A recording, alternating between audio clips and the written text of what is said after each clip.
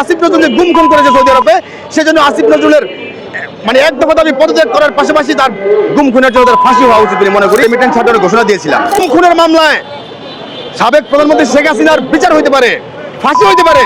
তাহলে সৌদি আরবে যে 100 জন লোক গুম হয়েছে, 4 জন লোক খুন হয়েছে, এই গুম খুনের মামলায়, এই গুম খুনের কারণে আসিফ নজরুলের কেন ফাঁসি হবে না? আজকে বাংলাদেশকে একটা মানে অকার্যকর রাষ্ট্রে পরিণত করার জন্য রেমিটেন্স যোদ্ধাদের রেমিটেন্স শাটডাউন দিতে বাধ্য করছে। আজকে মনে করেন রেমিটেন্স যোদ্ধারা এয়ারপোর্টে যখন আসে 2-3 বছর পরে, তখন তাদের লাগেজগুলোকে কেটে চুরি করে, লাগেজগুলোকে চাউলের বস্তার মতো ফেলে রেমিটেন্স যোদ্ধাদের গায়ে হাত তুলে আমাদের প্রবাসী ভাইদের মনে করেন আপনার জীবন, মান, সম্মান এবং মনে করেন না আশা স্বপ্ন সব ধূলিসাৎ করে দিচ্ছে আসিফ নজরুল। আজকে দেখেন সৌদি আরবে 100 জন লোক গুম হয়েছে, 4 জন মানুষকে, 4 জন রেমিটেন্স যোদ্ধাকে হত্যা করে মরুভূমির মধ্যে ফেলে রাখা হয়েছে।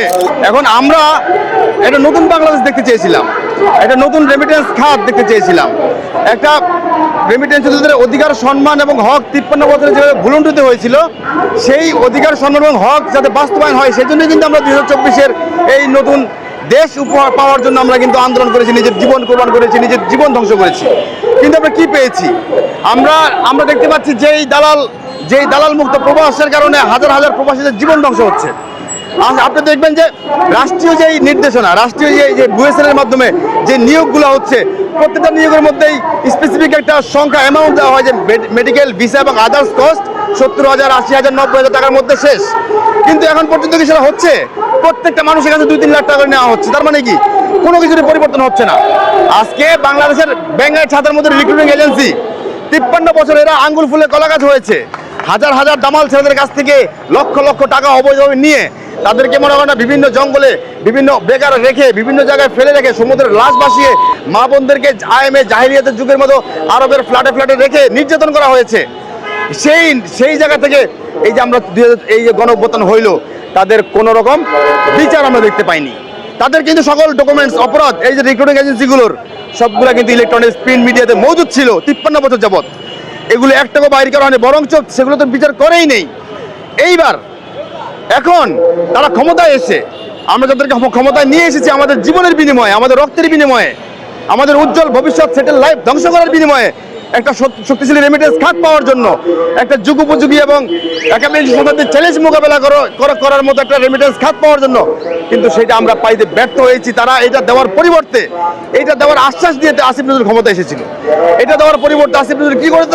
আজকে দেখেন সৌদি আরবে 100 জন লোক গুম হয়েছে, 4 জন মানুষকে, 4 জন রেমিটেন্স যোদ্ধাকে হত্যা করে মরুভূমির মধ্যে ফেলে রাখা হয়েছে। যেই রেমিটেন্স যোদ্ধাদের অর্থায়নে দেশের অবকাঠামো উন্নয়ন, অগ্রযাত্রা, অগ্রগতি সাধিত হয়, তাদেরকে এভাবে গুম খুনের শিকার করে আজকে বাংলাদেশকে একটা মানে অকার্যকর রাষ্ট্রে পরিণত করার জন্য রেমিটেন্স যোদ্ধাদের রেমিটেন্স শাটডাউন দিতে বাধ্য করছে। আপনাদের সোশ্যাল মিডিয়াতে সবাই রেমিটেন্স শাটডাউন দেওয়ার জন্য পাগল কেন? কারণ রেমিটেন্স যোদ্ধারা হতাশ, তারা তাদের জীবন দিয়ে তাদের উজ্জ্বল ভবিষ্যৎ ধ্বংস করে আজকে নতুন বাংলাদেশ বিনির্মাণ করার জন্য যখন তারা চেষ্টা করেছিল, তারা সেটা পারেনি একমাত্র আসিফ নজরুলদের মতো অথর্ব, অযোগ্য এবং প্রবাসীদের স্বার্থবিরোধী উপদেষ্টাদের কারণে।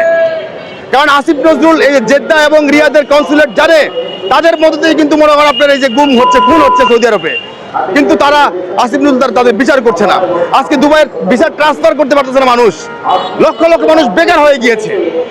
আজকে মনে করেন মালয়েশিয়াতে আপনার সে ভিসা যেটা এক একটা এই যে মালদ্বীপে একটা ব্যাংক নাই, রেমিটেন্স খাতরাও টাকা পাঠাবে। আজকে প্রবাসের মধ্যপ্রাচ্যের বিভিন্ন দেশে রেমিটেন্স যোদ্ধারা বিভিন্নভাবে জুলুম নির্যাতনের শিকার হচ্ছে।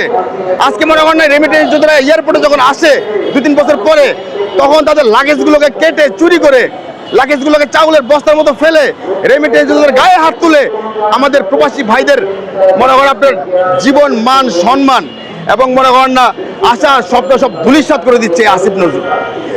তাই আমি বলতে চাই, যদি গুম খুনের মামলায় সাবেক প্রধানমন্ত্রী শেখ হাসিনার বিচার হইতে পারে, ফাঁসি হইতে পারে, তাহলে সৌদি আরবে যে 100 জন লোক গুম হয়েছে, 4 জন লোক খুন হয়েছে, এই গুম খুনের মামলায়, এই গুম খুনের কারণে আসিফ নজরুলের কেন ফাঁসি হবে না?